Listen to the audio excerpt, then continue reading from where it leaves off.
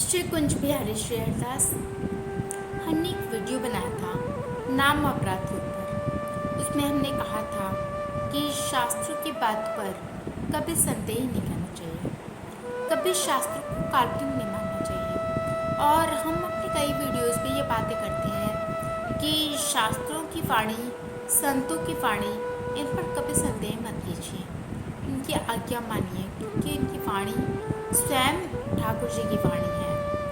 तो इसके बाद कई लोगों ने हमसे प्रश्न किया कि दीदी, आप बोलते हो कि शास्त्रों पर संदेह करना या उसकी वाणी पर संदेह करना नाम अपराध है। तो शास्त्रों में तो हम देखते हैं कई जगह पर नारी का अपमान किया गया है। कई जगह पर रामायण में हमने देखा कि जातिवाद को बढ़ावा दिया गया है। तो इसका मतलब ये सब बातें सच है। हमने भी कई लोगों को देखा है कि नारी का अपमान करने के लिए या किसी अन्य वर्ग को नीचा दिखाने के लिए वो समय असमय कुछ ऐसी चौपाइयों का प्रयोग करते हैं जो ये दर्शाते हैं कि जो हमारे शास्त्र हैं वो जातिवाद को बढ़ावा देते हैं, वो नारी का अपमान करना सिखाते हैं। तो आज हम इसी विषय पर वार्ता करेंगे। तो इस विषय के बारे में बातें करते हुए सबसे पहले हम एक प्रसंग सुनेंगे जो रामायण के उत्तरकांड में आता है। इस प्रसंग में कहा जाता है कि एक ब्राह्मण थे, वो अपने मृत पुत्र का देह लेकर और राजा रामचंद्र जी के पास गए और राजद्वार पर अपने पुत्र के देह को डालकर जोर जोर से विलाप करने लगे। कलयुग में तो ये चीज़ आम है कि अकाल मृत्यु हो जाए या पिता के आगे उसके पुत्र की मृत्यु हो जाए, किंतु सतयुग में और त्रेता युग में ये नहीं होता था। उस समय पर पिता के आगे पुत्र की मृत्यु नहीं होती थी। लेकिन जब रामराज में उस ब्राह्मण के आगे उसके पुत्र की मृत्यु हुई तो वो जोर जोर से विलाप करते हुए राजा राम से बोला कि प्रभु, आप तो मर्यादा पुरुषोत्तम हैं, आप तो धर्मवान हैं, नीतिवान हैं, तो आपके राज्य में भला ऐसा अनर्गल कृत्य कैसे हो सकता है, भले यह अनुचित कृत्य कैसे हुआ। तो उसके क्रंदन से प्रभु बहुत दुखी हुए, बहुत विचलित हुए। उन्होंने अपने सभी सभासदों को बुलाया, उन्होंने नारद मुनि को बुलाया और उनसे पूछा कि ये क्यों हुआ। तो नारद मुनि ने कहा, प्रभु, एक राज्य में ये सब इसलिए होता है जब वहाँ कोई अनैतिक, कोई अधार्मिक कृत्य हो रहा हो, कोई इंसान जो कोई कृत्य ना करने योग्य हो और वो कर रहा हो, तो ऐसी दुर्घटना वहाँ होती है। तो उन्होंने प्रभु से कहा कि आप पता लगाइए कि आपके राज्य में ऐसा कोई अपराध तो नहीं हो रहा है। तो राजा रामचंद्र पुष्पक विमान, ध्यान दीजिए, राजा रामचंद्र पुष्पक विमान पर बैठकर अपने राज्य के चक्कर लगाने के लिए निकले और उन्होंने देखा एक पर्वत की चोटी पर एक बालक उल्टा लटका हुआ है और वो बहुत ही घोर तपस्या कर रहा है। तो प्रभु उस बालक के पास गए और उससे पूछा कि तुम कौन हो और तुम ये तपस्या क्यों कर रहे हो। तो उस बालक ने कहा, हे प्रभु, मैं सशरीर स्वर्ग को जाना चाहता हूँ, मैं स्वर्ग को प्राप्त करना चाहता हूँ और इसीलिए मैं ये तपस्या कर रहा हूँ और मेरा नाम है शंभु और मैं शूद्र का पुत्र हूँ। और राजा रामचंद्र जी ने जैसे ही ये सुना वह शूद्र है, प्रभु ने उसकी गर्दन उतार दी, उसका मस्तक उतार लिया। तो इस प्रसंग में यह दर्शाया गया है कि प्रभु एक शूद्र के प्रति उनका व्यवहार ऐसा था कि जैसे ही उन्होंने देखा कि एक शूद्र तपस्या कर रहा है तो प्रभु ने उसको मार दिया, अर्थात प्रभु जातिवाद को बढ़ावा दे रहे हैं। इस चीज़ को लेकर, इस बात को लेकर कलयुग में बहुत ही हो हल्ला हो रहा है। हम कई लोगों को देखते हैं जो इन बातों का आश्रय लेकर और सनातनियों के मध्य खाई खोदते हैं। तो पहले तो मैं आपको ये बताना चाहूँगी कि जो मूल वाल्मीकि रामायण है उसमें सिर्फ 6 खंड हैं, 6 कांड हैं। युद्ध कांड तक ही वो है। उत्तरकांड जो है वो अलग से उसमें जोड़ा गया है, उत्तरकांड उसमें नहीं था। तो जिन लोगों ने जो भारत की संस्कृति को, भारत की एकजुटता को छिन्न भिन्न करना चाह रहे थे, उन लोगों ने अलग से एक उत्तरकांड की रचना करवाई और उसको हमारे जो शास्त्र है उस पर जोड़ दिया, उसमें मिलावट कर दी, ताकि जब कोई सनातनी उसका पाठ करे तो उसको लगे कि हमारे सनातन धर्म में तो ये दोष है, और वो हमारे सनातन का त्याग करके अन्य धर्म को अपना ले। तो इसीलिए उन लोगों ने इस चीज़ का सहारा लिया, और इस चीज़ के लिए कई सारे प्रमाण हमारे पास हैं। जैसे हम देखें, रामायण का जो युद्ध कांड है, आप किसी भी अगर शास्त्र को देखते हैं तो उस शास्त्र का जब उपसंहार होता है तो उसमें उपसंहार वाले जो अध्याय होता है उसमें उसकी फलश्रुति लिखी जाती है। तो रामायण में भी फलश्रुति युद्धकांड के बाद ही है। और अब हम बात करते हैं दूसरे प्रमाण की। तो दूसरा प्रमाण है पुष्पक विमान। जैसे शंभुक वध की कथा में ये बताया है कि राजा रामचंद्र जी वो पुष्पक विमान पर बैठकर अपने राज्य में उस युद्ध को ढूंढने निकले। लेकिन जिन लोगों ने रामचरितमानस का पाठ किया होगा वो जानते होंगे कि जब राजा रामचंद्र लंका से वापस अयोध्या आए तो उन्होंने अयोध्या आने के पश्चात तुरंत ही पुष्पक विमान विभीषण को लौटा दिया था। तो जब उनके पास पुष्पक विमान था ही नहीं तो भला पुष्पक विमान से उस बालक को ढूंढने कैसे जाते। तो ऐसे ही सहस्त्रों प्रमाण हैं जो दर्शाने के लिए काफ़ी हैं कि जो उत्तरकांड है उसको अलग से जोड़ा गया है। जैसे उत्तरकांड में यह भी कहा गया है कि सीता मैया ने 2 पुत्रों को जन्म दिया था, लव और कुश। लेकिन मूल वाल्मीकि रामायण में ये स्पष्ट रूप से लिखा हुआ है कि सीता मैया ने एक ही पुत्र को जन्म दिया था जो लव था, और बाद में कुश को वाल्मीकि ने कुशा से बनाया था, महर्षि वाल्मीकि ने कुशा से बनाया था और इसीलिए उसका नाम कुश पड़ा। तो ये सारे के सारे प्रमाण, ये सारे के सारे तथ्य हैं जो ये बताते हैं कि उत्तरकांड को अलग से जोड़ा गया है हम सनातनियों के मध्य एक खाई को तैयार करने के लिए। आप स्वयं विचार करिए कि जो राजा रामचंद्र निषाद राज को गले से लगाते हैं, जो बिल्ली के झूठे बेर खाते हैं, जो वानरों का आश्रय लेते हैं सीता मैया को लंका से वापस आने के लिए, क्या वो राजा रामचंद्र ऐसा कोई अनैतिक कृत्य कर सकती हैं? नहीं। तो ये सारे की सारी जो भी बातें ये मन गढ़ंत हैं। अब जैसे एक चौपाई आती है, ढोल गंवार शूद्र पशु नारी सकल ताड़ना के अधिकारी। लोग इस पर भी बोलते हैं कि इस चौपाई के जरिए तो जातिवाद को बढ़ावा दिया गया है, इसमें तो नारी का अपमान किया गया है। तो वो बार बार इस चौपाई का प्रयोग करके हम सनातनियों के मन में बीज बोते हैं कि हमारे जो धर्म है वो गलत है।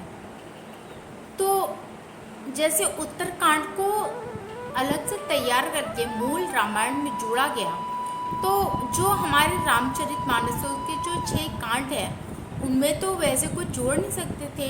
तो उन लोगों ने क्या किया, शब्दों को इधर उधर करके और अर्थ का अनर्थ कर दिया। जैसे ढोल गंवार शूद्र बचनारी सकल ताड़ना के अधिकारी। तो जो मूल वाल्मीकि रामायण में जो चौपाई है वो है ढोल गंवार शुद्ध बचनारी सकल ताड़ना के अधिकारी।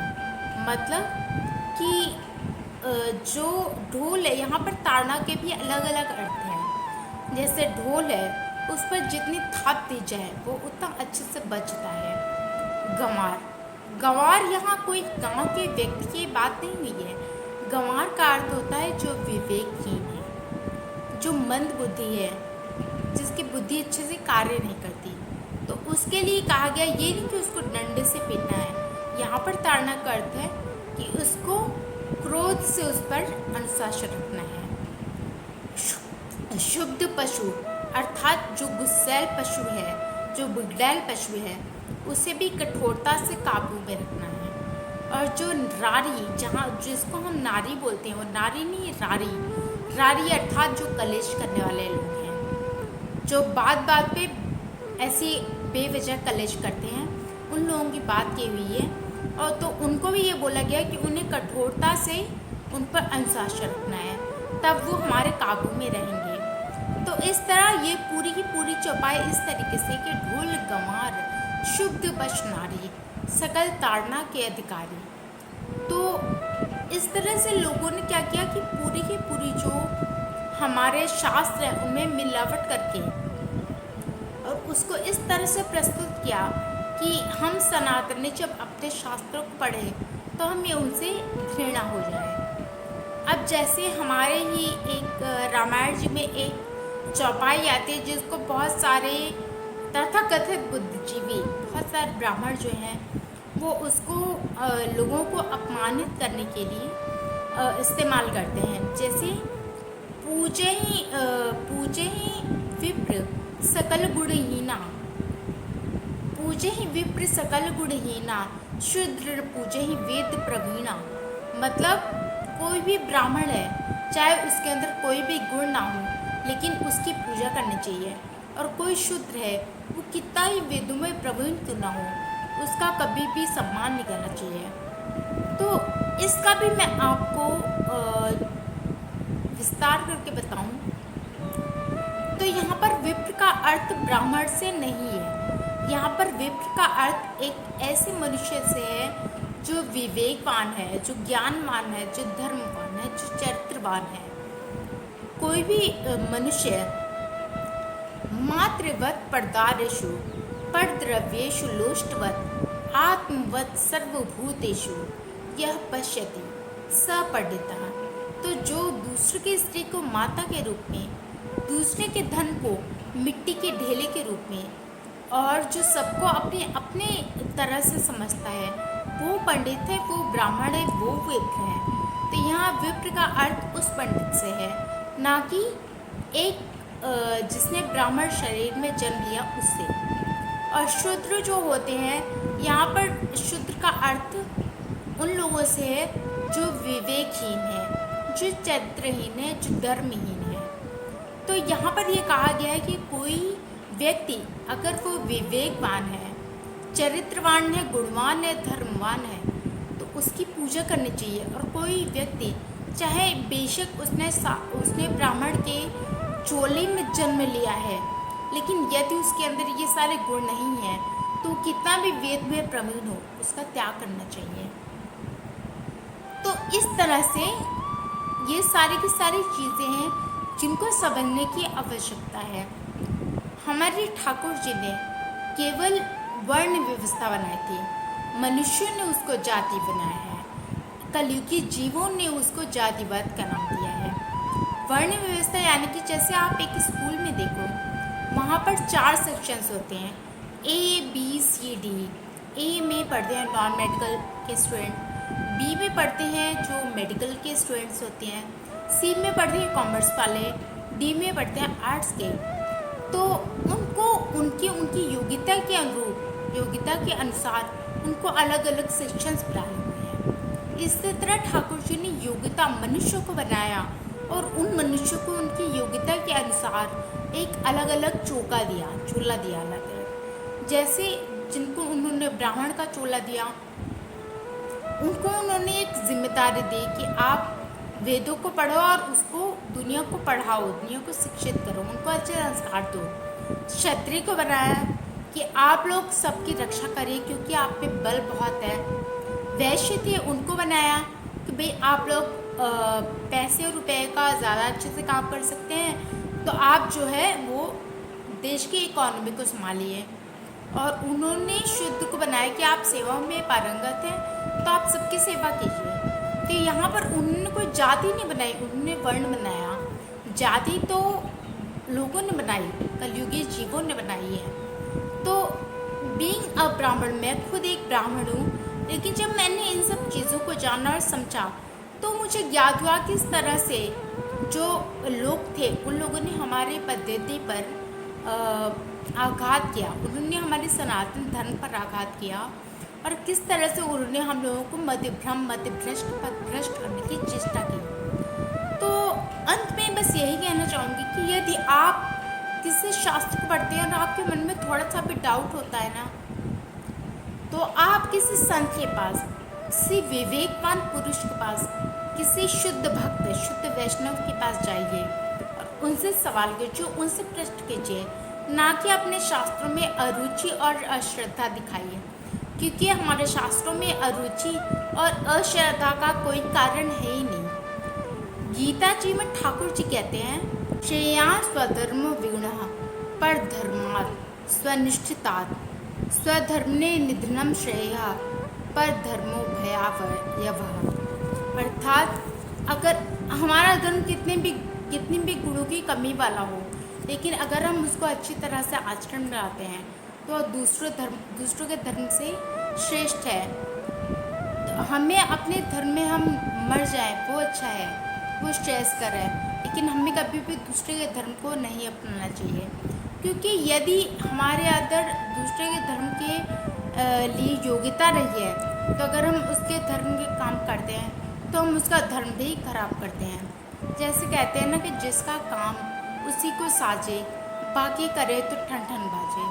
तो यदि आप किसी ऐसे ही व्यक्ति से इस बारे में पूछेंगे जिसको इसका नॉलेज नहीं है, तो आपको निश्चित रूप से पथभ्रष्ट करेगा।